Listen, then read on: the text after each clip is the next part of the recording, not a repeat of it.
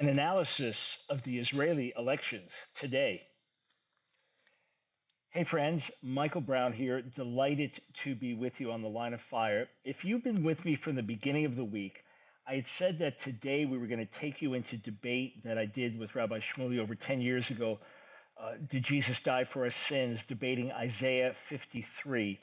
I had failed to realize that this was the week that by the time we got to Thoroughly Jewish Thursday, we'd have the results of the Israeli election. So we have that ready, God willing, at a time when I'm traveling, maybe an overseas trip or something. We definitely do want to play that for you before the year is out on a Thoroughly Jewish Thursday. But right now, I want to try to explain to you what has happened in the elections. And basically, you'll see a lot of reports, a lot of headlines saying things that Israel is going to the far right, that this is the most dramatically to the right government that Israel's ever had. And there is much truth in that. How concerned should we be? Is it a good thing? Is it a bad thing? What about the coalition of religious parties with Prime Minister Netanyahu? How is this going to work out for Israeli security worldwide, the reputation of Israel worldwide, health security of Israel within the land? What about the Palestinians? Well, we'll try to break that down as best as we can. But let me back up and explain again the complexities of voting in Israel. If you're not familiar with this, this is news. If you are, this is a little reminder. So the Israeli Knesset, the Israeli parliament, has a total of 120 seats. And you have right now parties that have won enough votes to get 4 seats in the House, right? So in other words, they have won at least 1/30th of the total vote. So whatever the total vote count is, you divide it, and you have to get at least 1/30th. So that will give you now 4 seats in the House. That's the minimum threshold. How many parties actually won? 1, 2, 3, 4, 5, 6, 7, 8, 9, 10. All right. At times it's been higher than this, but it's 10. Now, how do you form a government? You said, oh, no, they voted for Netanyahu, like we voted for Trump or we voted for Biden. No, no, no. That's not how it works. You vote for a party, and the party has a well-known head. In this case, Netanyahu, the head of Likud, for many, many years. And he has already served as the prime minister in Israel for the longest period of time of any prime minister, combining his 2 previous reign. Well, where they call him king, Melech, right? But in terms of his 2 previous times as prime minister, now with this 3rd time, because you can keep running in Israel, okay? This really puts him in a new category in Israel's young history of 70 plus years. But his party, which was the faraway winner, got only 32 seats.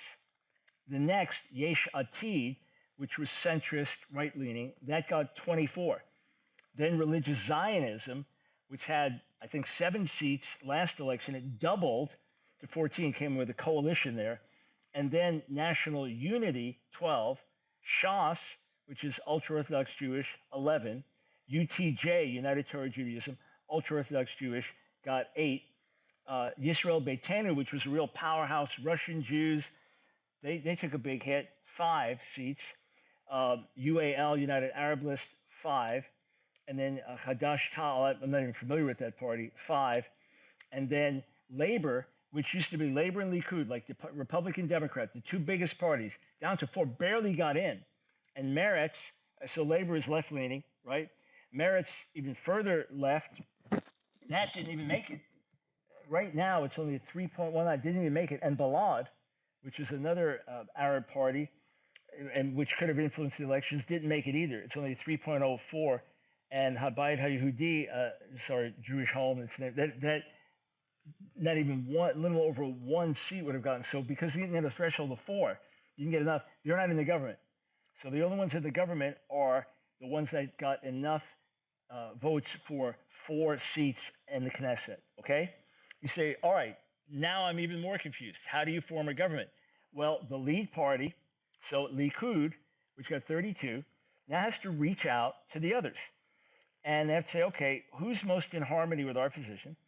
And based on who's most in harmony with our position, can we work together to form a government? So in this case, it's an easy one. It's an easy one because Netanyahu has worked over the years with the ultra Orthodox parties. So that's 11 and 8. That's 19. Plus his 32, right? That gives you what? 51. Now you add in religious Zionism and you get 65. So he's got a strong coalition. Now, what happened in the past, the last government patched together this very, very fragile coalition. The parties that basically were working together were supposed to be centrist right, but then they ended up working with parties that were all on the left, and it was a very shaky coalition. And at a certain point, some of the key parties had people defect and join the other parties. So now the seats have just changed, right? It's okay. I'm a minister in this party. I'm a be like a congressman here in a party. Now I shift over to the other party. We just shifted the balance of power, right? Because this person has been appointed to this role. Now it just shifted the balance of power. And with that, the government came crashing down. The fragile coalition, which I didn't know. When it came out, I said, could this be an example of something good? Could this be Israel saying, hey, we're going to work together with all different parties for the common good? Ultimately, because it had to make this coalition, there was too much compromise on too many levels in terms of, no, I'm not going to work with that one. The government collapsed, and Netanyahu now back in power, but with a stronger mandate than he has had. What I want to do is explain first the positive and the negative in broad terms. And I want to go through some articles with you in commentary. Enough of the vote has come in. I am pre-recording this broadcast, so I'm recording this now Wednesday night at 10:42 p.m. Eastern Time. So enough of the vote has come in that I can pretty much say with certainty this is where things are landing, okay? On the one hand, Netanyahu, Benjamin Netanyahu, known as Bibi, that's his nickname, is a very strong and good leader for Israel. He has helped Israel internationally, making alliances with other countries. When he speaks at Congress, multiple standing ovations because he carries himself a certain way, and he is staunchly pro-Israel, meaning he has the back of his nation and he wants to see what is best for Israel as a nation. So no one's going to mistake that. And he's really good on security issues. And that means so much, just like your average American now dealing with inflation and the things that hit you every day, and COVID in the last thing, and how that hits us every day. Well, Israelis, security, that's a big thing. Can we feel secure? Can we send our kids on a school bus? Can we walk the streets? Can we feel secure? With Netanyahu, there's a strong feeling of that, and he has been a statesman. That's the positive. The negative, on the one hand, he's had his share of scandals. I mean, he's married 3 times, confessed to adultery years ago. There are current legal cases against him to try to bring him down. And the idea is, well, if he's prime minister, then that's it, shuts the door on those cases. But there's a lot of controversy surrounding him. He is greatly loved within Israel, and he's greatly hated. Okay, the bigger issue for believers within Israel is that in order for him to be in power, he has to make this coalition with ultra-Orthodox Jews. What do ultra-Orthodox Jews care about? They care about their lives. They care about their priorities. They want government funding so their men can study day and night, study rabbinic literature and study Torah and pray. They do not want their young men fighting in the IDF. That to them would be putting them in a worldly environment and taking them away from Torah study and prayer. And in their view, Torah study and prayer is the very thing that preserves Israel, and it's essential they're doing what they're doing. Not only so, how does it affect believers within Israel? Well, undoubtedly, they will say, okay, in order for us to join your government, they will say, I want this position, this position, this position. And maybe I want control of education to make sure that our schools are properly funded. Or we want to oversee immigration. Why? We want to keep certain people out. People like Mike Brown, Jewish believers. We don't want them here. And it just increases pressure on believers. So while there are believers, Messianic Jews in Israel, who are pro-Netanyahu, not all of them are, but while they are pro-Netanyahu, they always hope, okay, can he form a government without the ultra-Orthodox? Can he come to some coalition with others? Because when the ultra-Orthodox are in power, it is bad for Messianic Jews. It's a negative for Messianic Jews. So I'm quite sure, without talking to my friends in Israel, that they are looking at this with mixed feelings right now, appreciating the good Netanyahu does and the leadership that he brings and the security that he brings.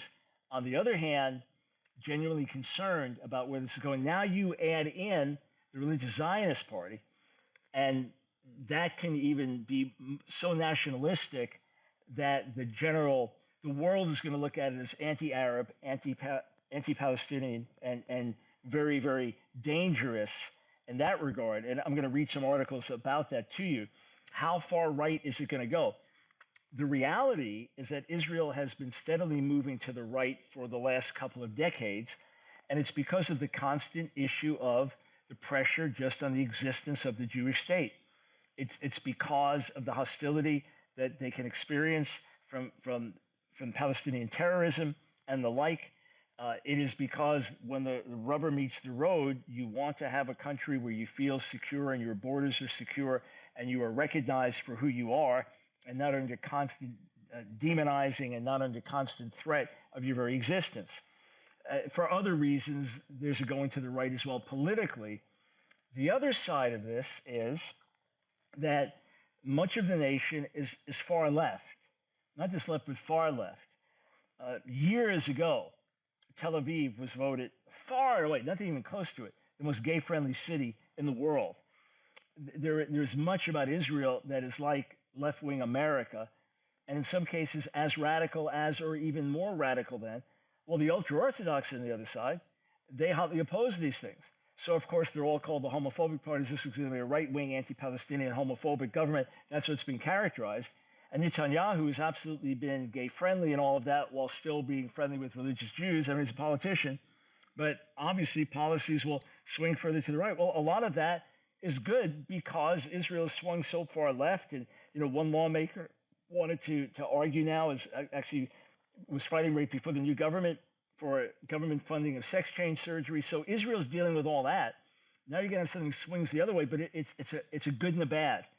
It's not one of these situations where you look at it and say, oh, incredible, Netanyahu is back. Evangelical Christians in America are more united in their love for Prime Minister Netanyahu than your average Israeli. But those that love him on the right love him. Those who hate him on the left hate him. And from my perspective, there is good, but it is mixed. And there is a concern that there can be an unhealthy nationalism that becomes an anti-Arab nationalism and an anti-Palestinian nationalism, which is not good for the Jewish people. And of course, it's not good for the Palestinians. All right, we're just getting started.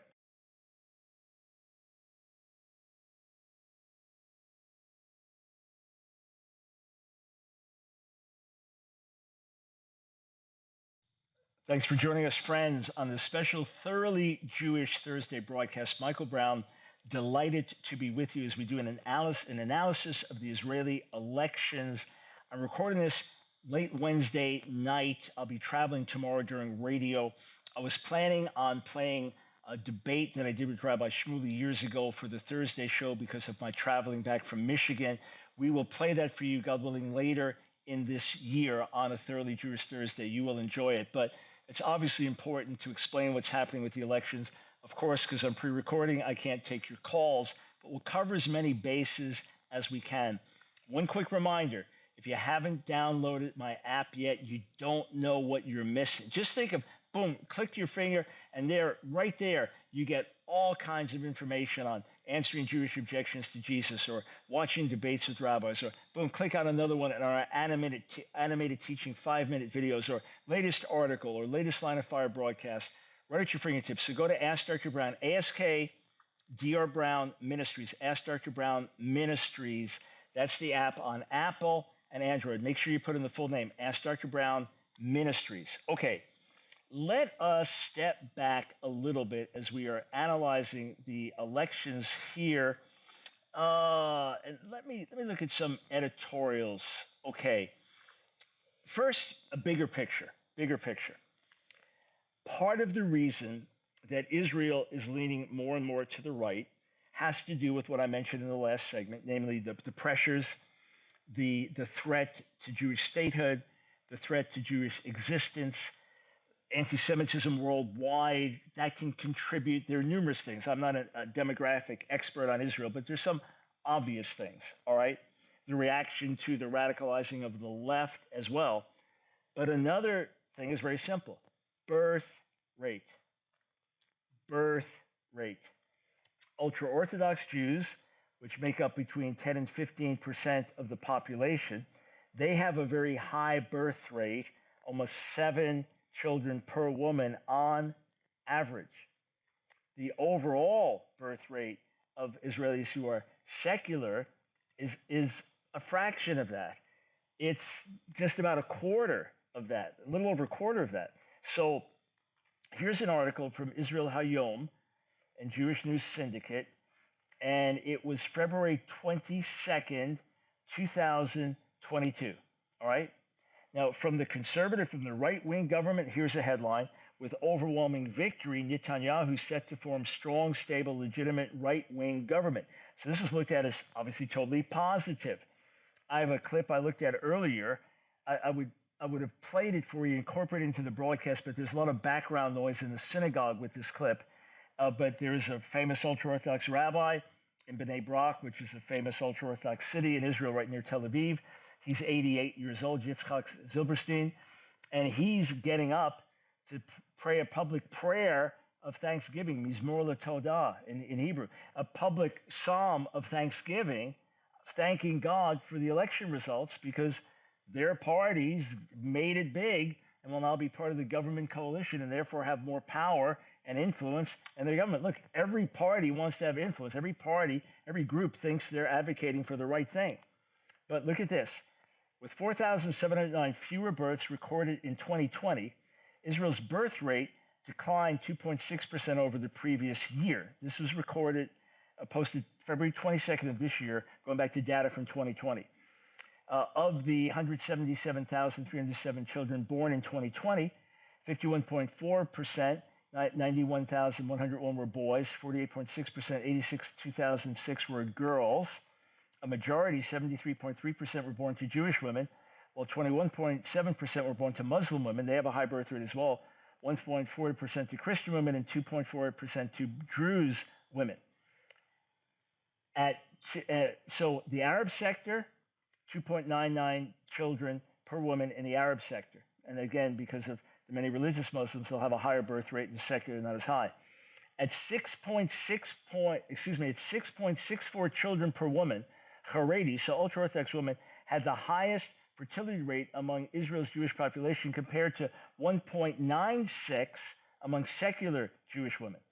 So it's over 3 times higher birth rate of religious Jewish women to secular Jewish women. So the population is growing just because of high birth rate, just because these women are having more and more kids. So the ultra-Orthodox population is going to steadily grow, and the overall population, which is more secular, will decline. It's just numbers. It's just the way it works. So you have that factor, and then the radicalizing of elements on the far right, Jewish settlers who have attacked Palestinians, and then the ongoing terrorism and attacks and things like that, that only radicalizes all sides. So let's see. Oh, where do I want to start? Okay. David Horowitz, excuse me, not the famous conservative spokesman, former radical liberal David Horowitz, but David Horowitz on Times of Israel.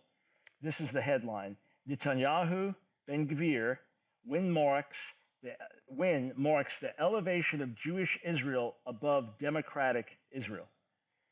Vote shows colossal backlash against Bennett-Lapid coalition, so the last government with its fragile coalition, especially among religious Zionists. It will take an unforeseeable shift in Israeli reality for pendulum to swing back.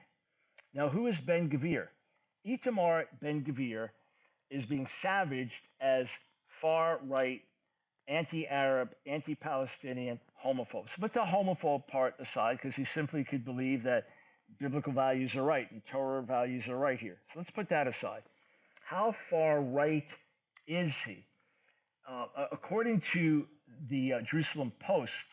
Here's an editorial there by the Post itself. This is from August of this year. Itamar Ben-Gvir is the antithesis to Israel's founding fathers. Ben-Gvir is the antithesis of what Israel's founding fathers had in mind when they established the state of Israel and dreamed of coexistence with their Arab neighbors. And according to this, he's dangerous. People need to be aware. According to this article, until recent years, he had a picture up in his office of Baruch Goldstein, who is an ultra-Orthodox Jew, notorious mass murderer, Jewish doctor who went in the back of a mosque one day, fully weaponized, and started slaughtering Muslims, slaughtered dozens and dozens of them. I mean, what was it, over 40? An absolute horror, tragedy, until they finally were overcome and beaten to death. But in certain radical groups within Israel, ultra-Orthodox or ultra-religious Zionist, he's considered a hero. He's considered a martyr. Just like Palestinian terrorists who blow up a bus with Israeli children, they're considered martyrs and heroes by their radical right element. Well, it's the same with these. So this is the man now. Hey, he's saying, look, we're all brothers. We had elections. We're all brothers. We're going to work together with everyone. But he has now become, even though he's kind of second in command to Bezalel Smotrich in the party and religious Zionists, he's going to have a major role. And he's been like this figure of everyone looking to him, and he's the man. So let me read a little of this essay. A year and a half after the most diverse coalition in Israeli history ousted him from office, the indomitable Benjamin Netanyahu is back. Beyond his age, similar to Trump age, right? At 73, Netanyahu again proved himself the most indefatigable of campaigners, crisscrossing the country in his BB bus, maximizing the resonance of his social media platforms, blitzing sympathetic media outlets with interviews, and exhorting every last potential supporter to come out and vote. He is the ultimate politician. Astute in marshaling his allies, he brokered a merger between Bezalel Smotrich and Itamar Ben-Gvir on the far right, and campaigned among the ultra-Orthodox as well, helping his reliable Shas and United Torah Judaism parties to an unprecedentedly strong showing. Again, those are the Haredi, the ultra-Orthodox parties, those two. He was helped by the strange complacency of Yair Lapid's campaign. He had the second largest party, Yesh Atid, with the now outgoing prime minister significantly failing to mirror Netanyahu in unifying labor and merits on the left. So Netanyahu organized the right together, and Yair Lapid failed to do that with the left.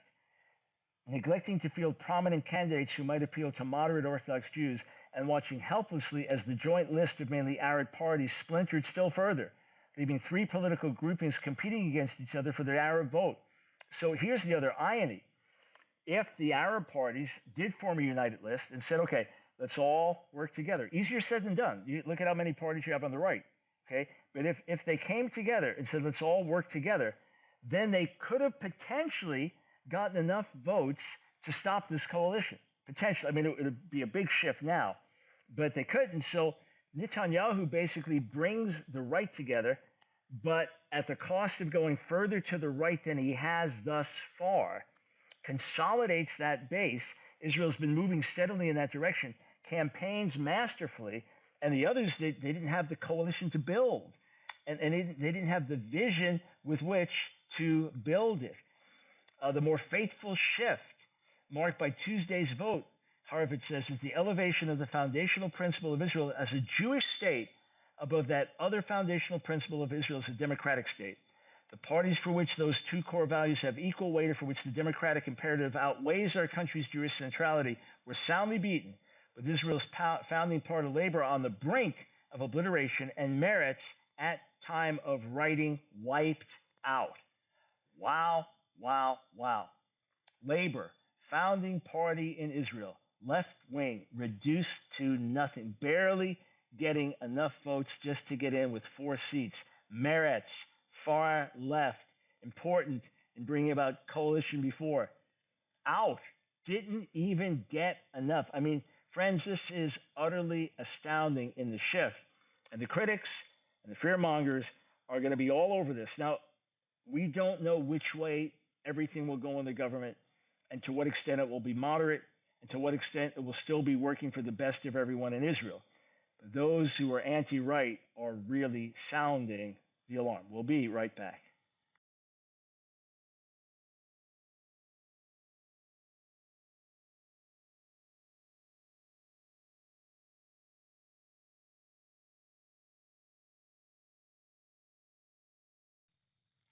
Welcome, welcome to Thoroughly Jewish Thursday. Michael Brown continuing to break down the outcome of the Israeli elections, a strong return to power for Benjamin Netanyahu, a strong coalition, a strong far right, religious right coalition. What exactly does it mean? I want to read just a little bit more the opinion of David Horowitz in the Times of Israel. And it's I skipped down to the wrong part. Excuse me, let me get right back to the right part. Here we go. The ultra-Orthodox parties, with their all-male Knesset members, so again, Knesset, Israeli parliament, rose. And so too, in particular, did religious Zionism, led by Smotrich, Bezalel Smotrich, who ultimately seeks an Israel run according to the laws of the Torah. And Ben Gvir, so Itamar Ben Gvir, who's Otzma Yehudit, so they merged together for religious Zionism, most recent political manifesto advocates the annexation of the biblical Judea and Samaria for an enlarged sovereign Jewish state in which West Bank Palestinians would be denied equal rights.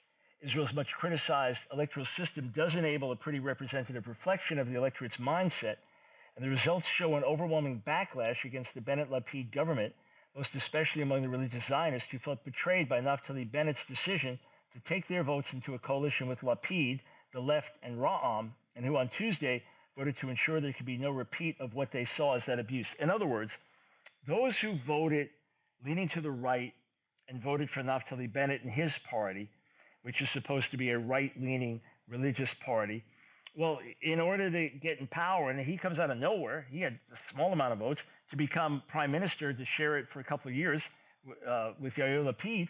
So what happens with Bennett now is that he says, all right, to make this work, we can't work Netanyahu because we're against him and we don't. People voted for his didn't necessarily want him back in, so we'll make our coalition with these other groups. And it's like, we didn't want you to work with them. We voted for you to be you. We voted for your party to be your party and bring our voice to the table, and you betrayed us. So things shifted further right. And this is what's happening in America. We're having a polarizing further right and further left as each side sees the other as more dangerous. And those in the middle, if they now make an alliance the wrong way, they're considered, stay away from them. So this is what happened. All right. Again, I just want to share some different editorials with you. Haaretz, which is famously left-leaning, one of the oldest publications in Israel, and famously left-leaning. All right. Amos Harel has this editorial. So again, you can expect this to be negative. I'm just going to read the headline in the opening paragraph. After snagging elections, this time Netanyahu might fundamentally change Israeli democracy. The former prime minister hasn't been big on military adventures or changes to the judicial system, but his need to cancel his corruption trial is converging with far-right partners keen to curb the Supreme Court. All right, so he's saying, look, Netanyahu, he wants to get in power. Their corruption trial to try to put him in jail. This way he can stop that whole thing. But he's now made this coalition with the right in order to get in power, and this could fundamentally change the way Israel operates as a nation. So there is a lot of sounding an alarm. This is an article from Foreign Policy, David E. Rosenberg, and this came out October 30th. So this is before this government was formed. But as I'm looking at the picture here, where you've got the different faces together, all right, this is radical right party. They've got pictures of some of the very people in power now. I'm looking at a billboard in Israel. So this is, again, far left in Israel. You'd expect them to be hostile, especially given the nature of the government. What makes Israel's far right different? The religious Zionist party's rise isn't about immigration, crime, or populist economics. Again, religious Zionist party that Smotrich and Ben Gvir, they have gone Ben Gvir, excuse me, they have gone from 7 seats to 14 and became key kingmakers here. The article claims it's driven by Jewish supremacy and anti-Arab racism. Let's just skip down. After 4 trips to the voting booth in less than 4 years, because each time they voted, no one could make a government, revote, revote, revote. So the parliament barely had power Knesset barely had power to move forward, paralyzed the nation in certain ways. It should come as no surprise that ahead of Israel's November 1st election, there has been little movement in voter sentiment. The lines are again drawn between those who favor former Prime Minister Benjamin Netanyahu's return to power and those who are horrified by the prospect, right? So big division there. Polls consistently show the voters delivering yet another deadlock. Well, it shifted right. It shifted right. And Netanyahu ran a better campaign, and it ended up the polls didn't have it right. It shifted further to the right. It says, however, there is one exception to this reenactment of the last few elections, and that is the rise of the far right. So Harel is completely correct about that. The polls show that the alliance known as Religious Zionism, a grouping of the Religious Zionist, Otzma Yehudit, and Noam parties, is set to double the number of seats it controls in the 120-member Knesset to as many as 14 in this week's election. Exactly what happened. That would make this alliance the 3rd largest bloc in the Knesset and ensure it gets a pick of plum cabinet portfolios in the event Netanyahu forms a religious right government, which he did. He's about to, right? So again, you get in, you say, I will join your government and give you a government, because without me, you can't make a government, but I want to be over, let's say, education and over finance, right? And then another one says, okay, I want to be over security issues and military, and I want to be over immigration. And you make your deals. And that's how you do it. The ideas and attitudes, according to Harel, that comprise religious Zionism's platform have hovered on the margins of Israeli politics for a long time. But they had been rejected by the respectable right, represented by people like Netanyahu and former Prime Minister Naftali Bennett. Its platform includes things like annexation of West Bank settlements, expulsion of asylum seekers, and political control of the judicial system. Oh, that's why the warning that this could fundamentally change the Supreme Court. And excuse me, I keep saying I'm reading from Harel. Excuse me, I've said that 3 times, I think. This is David Rosenberg in Foreign Policy. Forgive me for that. I set it up correctly, and 3 times I've said it incorrectly. My profound apologies. Religious Zionism. Oh, here we go. Religious Zionism's roots lie in even more extreme politics than it is peddling to voters today. Itamar Ben-Gvir, the alliance's #1 vote getter, began his career as a follower of the late Rabbi Meir Kahane. So Kahane was no Jews in Israel. No Jews in Israel. His son is influential in Israel today. Kahane Chai party, the Kahane Lives party. But marginalized by others, but getting a more following among more radicalized Jews. All right, so not just the ultra-Orthodox. Many of the ultra-Orthodox don't even believe in the modern state of Israel. They believe that it's getting in the way of Messiah coming and setting things up, but for protection of the Jewish people and for other reasons, they still live there. So they're anti-Zionist in many ways, but they're ultra-Orthodox. But then the religious Zionists, which is a different group, the religious Zionists have gotten more and more radically anti-Palestinian, anti-Arab as the years have gone on. So Itamar Ben-Gvir began his career as a follower of the late Rabbi Meir Kahane. If you want to look up Kahane, Kahane, Kahane. And for years, according to this, adorned his living room, I think I said office before, with a picture of Baruch Goldstein, a Kahane follower who massacred 29 Palestinians in a 1994 shooting spree. The Noam party is openly homophobic. Again, I'd be classified as homophobic. You would be if you share biblical values. As the alliance has grown in strength, it has tried to smooth its roughest edges, but never quite disowned them. So that's going to be the real question now. This is going to be the real question, namely, will the far right coming into power now become a little bit more moderate, Itamar Ben-Gvir said, hey, we're all in this together, basically. And I'm even seeing editorials saying, hey, look, the vote's in. This is how Israel voted. Let them govern. Let's see what happens. Okay, let's see where it goes. But the concerns are that it's going to go in a dangerous direction. Here's an article in the Jerusalem Post I started to read from before, an editorial August 21st, and it is against Itamar Ben-Gvir. It says he puts on a great show. He constantly smiles in interviews and during public appearances. He jokes with the journalists who interview him and disarms them with his cheerful and friendly approach, and he's become super popular. But don't be mistaken, he is dangerous, and people need to beware. Occasionally, as happened in one interview this week, he shows his true face. When we form the government, he said, I will promote the deportation law, which will deport anyone who acts against the state of Israel or IDF soldiers. Those who show stones and Molotov cocktails at soldiers will be deported from here, maybe to Europe. They need working hands there. However, he said the same law would not apply to Jews. Instead, he said Jews who throw stones at Arabs would be put in jail in Israel, but would not be deported from the country. In other words, there are two sets of laws in Israel, those for Arabs and those for Jews. This is the interpretation of it. Ben-Gvir is an ardent follower of Koch, so that's the Kahana Party, founder Meir Kahana. He is a past leader of the militant group who had a picture of terrorist Baruch Goldstein, the American-born Israeli doctor, on and on, hanging in his Hebron home until recently. And according to the investigative program, Uvda was involved in instigating illegal settler activity in the West Bank at illegal outposts and in price tag attacks against Palestinians. So you attack Palestinians for pay. Where does he stand now? I don't know. I don't live in Israel. I don't know people that know him or close to him. Has he become less radical? Are his viewpoints being rightly represented? These things will flesh themselves out. But you can expect all types of hysteria.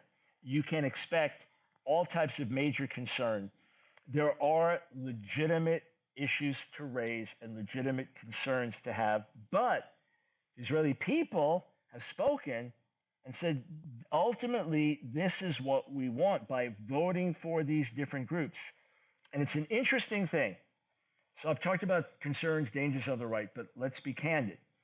Israel is moving further to the right because of the weakness of the left. You know, Elon Musk has said his views haven't changed for years in terms of political issues. He used to be a Democrat, but by staying still, because the Democrats have gone so far to the left, he's now a Republican. Similar things, not identical, but similar things have happened in Israel, with the left going so far left and in ways even being anti-Israel and what seems to be destructive to your own country and almost embarrassed of your own country, like we'll have on the radical left here, that those who are more moderate now find themselves further and further to the right. You say, how do we even pray? The way you always pray, God, your best for all the people in Israel, Jew, Arab, Muslim, Christian, your best for Israel, and do what is best for leading all to salvation in your son Jesus the Messiah. Okay, we will be right back.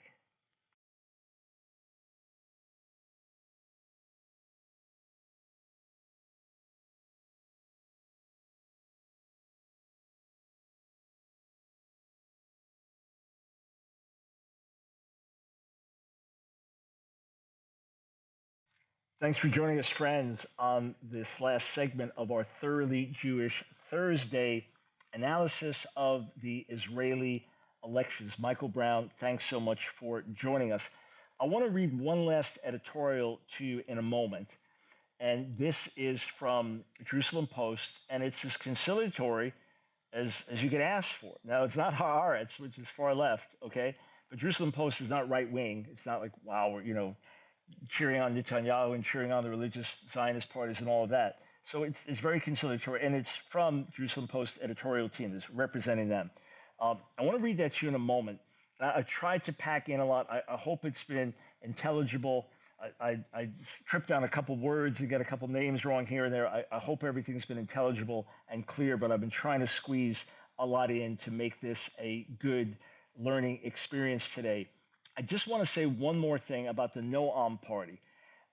I was not as familiar with them as, say, Shas or United Torah Judaism, other ultra-Orthodox parties, but Noam, which got a small amount of votes, but as part of the coalition is religious Zionism. So I don't know exactly what Noam would have gotten on its own, but together with Otzma Yehudit joining together as one with religious Zionist party, they got 14 votes, doubled what they had last time, religious Zionist. Okay, so it's a very strong coalition at the moment.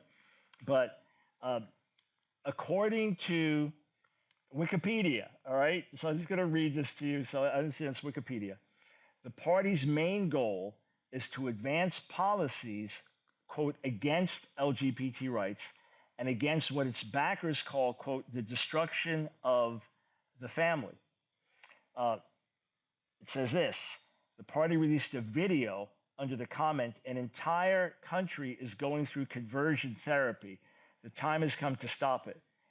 And it says this in the video: a mother, father, and son go to vote on election day in September, and the family is bombarded with LGBT and reform, so that's left-wing Judaism imagery.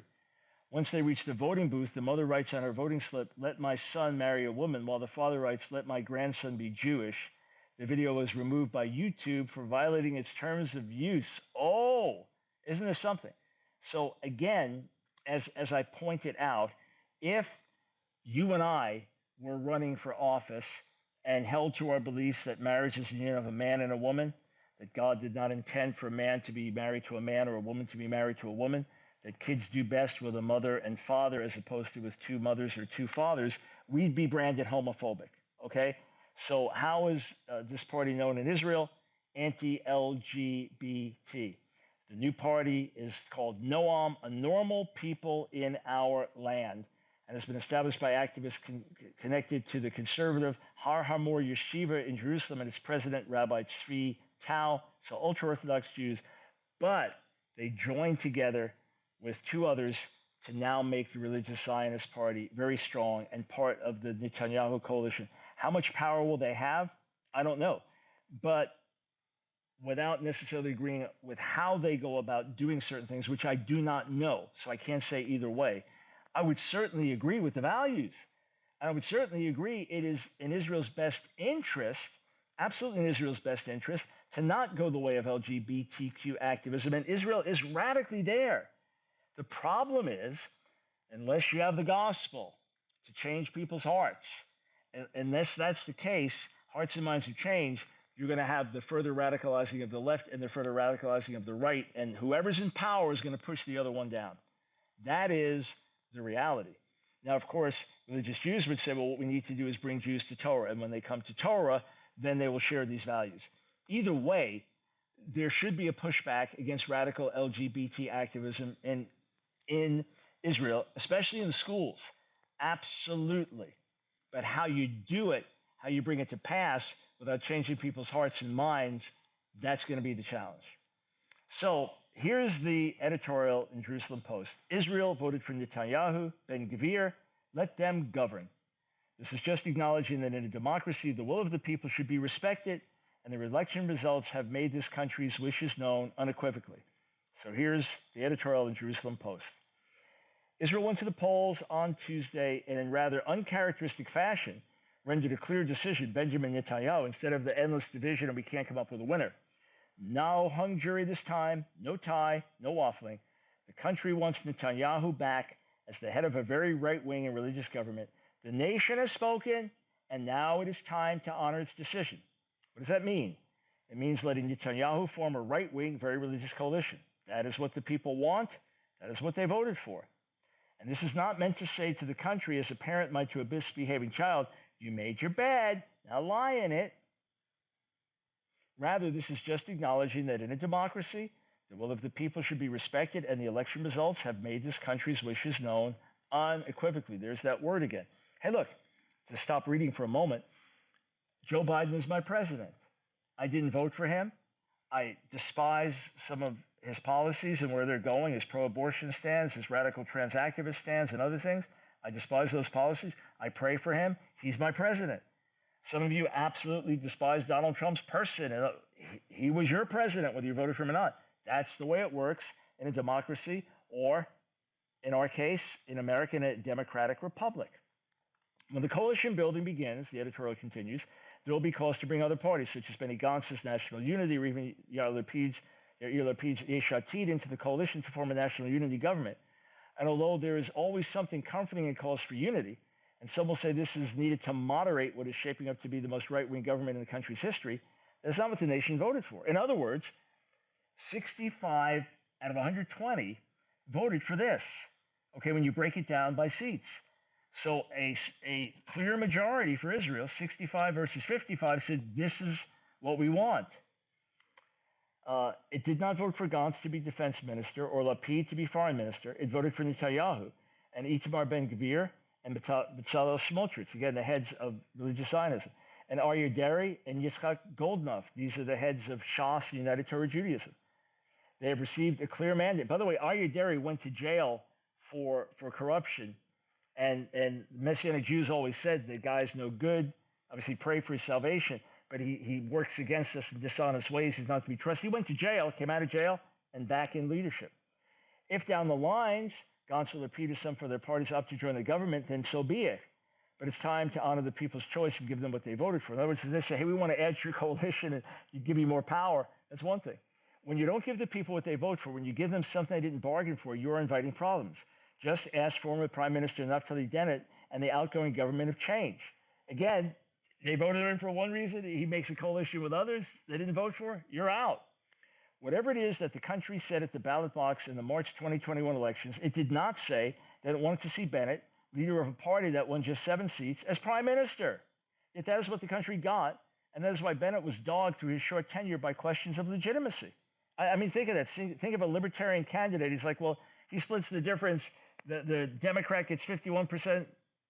Let's say the Democrat gets 48%, and the Republican gets 46%, and the other guy gets the remaining 6 votes, says 6%. And say, hey, you put me in as president for a couple of years, and I'll switch with the other, and whoever does it gets in. No, that's not what they voted for. What right do you have, he was asked repeatedly, to lead a country when so few people actually voted for you? There's not a question that can be asked of an incoming Netanyahu government which received a clear mandate to govern. With that decisive mandate, however, comes responsibility, and part of that responsibility is the need to quickly reassure voters who woke up on Wednesday morning feeling that their country was slipping through their fingers. Netanyahu's first order of business, as well as that of his potential partners, needs to be to recognize the fears and concerns among many of the country's Arabs, women, members of the LGBTQ community, and secular citizens, and to assuage those fears. You can say, look, we have different values and different views, but we want to protect everyone's fundamental rights. We want to make sure everyone is safe in Israel. If someone reflecting my views was the president of the United States, and a lot of gays were like, what's he going to do? The first thing you say, hey, you are citizens like everybody else. You may have voted for somebody else, but you're an American citizen. I'm here as your president, the same as everybody else. And while I do not agree with homosexual practice, while I do not agree with same-sex marriage, the law is what it is right now, and I'm duty-bound to uphold the law. I am the president, right, of all the people. This is where the law currently stands. And you know my views, and you know how we'll govern, but you are as protected and loved as everybody else in the country. And I would, if you're a Jewish person, was going to try to proselytize No. I am the president.